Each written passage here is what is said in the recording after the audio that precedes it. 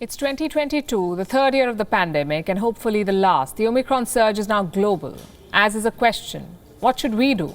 Shut ourselves up again or go about our lives? Because this seems like an endless cycle.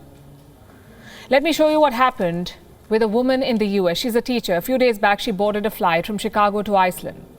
On the flight, her throat started hurting. As luck would have it, she was carrying a rapid COVID test with her. She tested herself. The result was positive. Now remember, she was still on the flight, 5 hours to go for landing. Do you know what she did? She locked herself up in the lavatory. You could say this was one of the most dramatic instances of voluntary self-isolation. Upon landing, she checked herself at a Red Cross hotel. And she remained isolated until she recovered. There were 150 other passengers on the flight with her. What do you think would have happened had they found out that they were traveling with a COVID-positive patient? It would have led to panic. So she took a flight attendant into confidence who gave her food and drinks through the remainder of her journey and attended to her. What do you make of this story? Is there a lesson here? And why are we discussing this teacher tonight? Because she set an example. She boarded the flight well prepared. She did not panic. She did not make others panic. She took the steps that needed to be taken and ensured the safety of others while taking care of herself. I'm telling you the story so that you know that there are ingenious solutions to difficult situations. Now, it's a fact that cases are rising. This is not the first wave in this pandemic, and by all indications, it won't be the last. So what do? The world needs a new mantra to deal with the virus. Prevent, not panic. Prepare, not panic. On Gravitas tonight, we'll talk about how to deal with the Wuhan virus in 2022.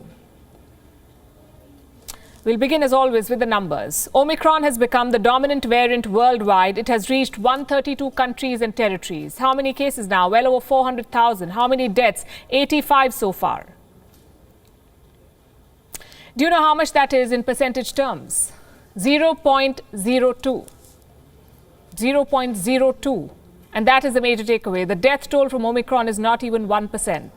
What about India? The trend is more or less similar. There is a massive spike in cases. More than 30,000 tested positive in the last 24 hours. So far, 1,700 patients have Omicron in India. 23 states and union territories have reported cases. 639 Omicron patients have recovered already. How many deaths? 2.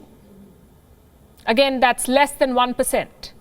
And by the way, India began vaccinating teenagers today, 15 to 18-year-olds. They're now eligible. 4 million teenagers got a shot today. So if you're eligible, make sure you register yourself and get the vaccine. Back to Omicron. It is confusing the world. The infections are mild. Again, good news. But here's the problematic part. No matter which variant of the Wuhan virus infects you, you're still at the risk of long COVID.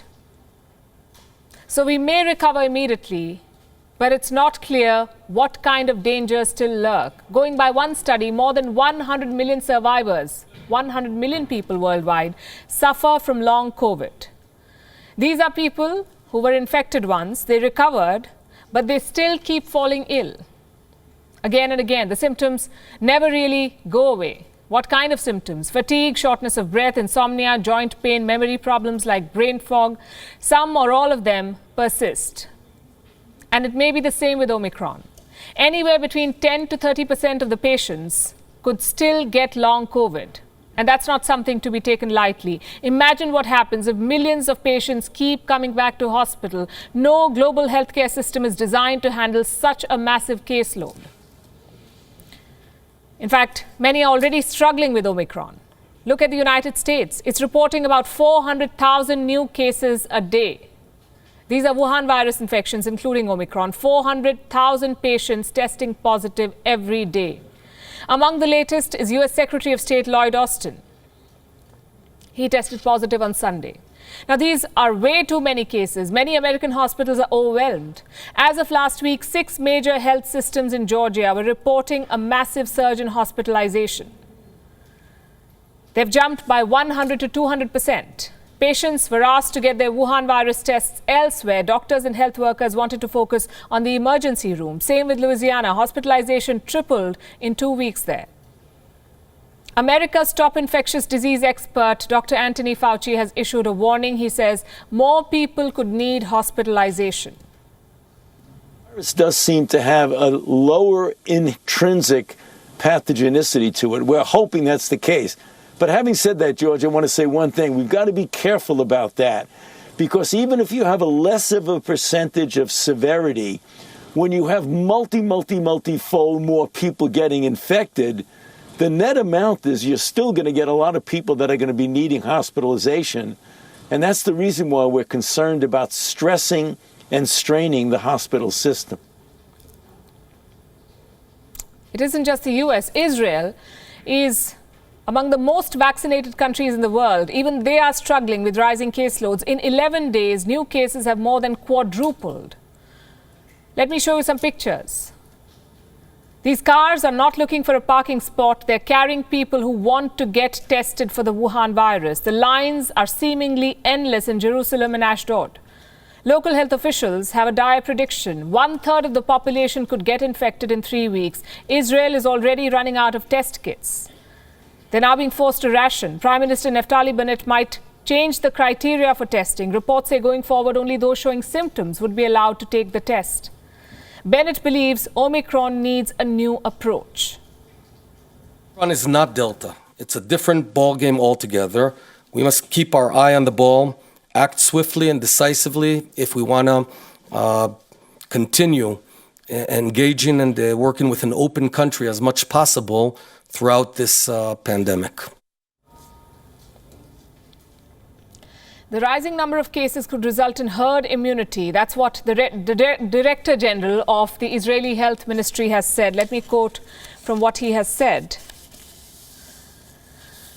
The cost will be a great many infections. The numbers will have to be very high in order to reach herd immunity. This is possible, but we don't want to reach herd immunity by means of infections. We want it to happen as a result of many people vaccinating.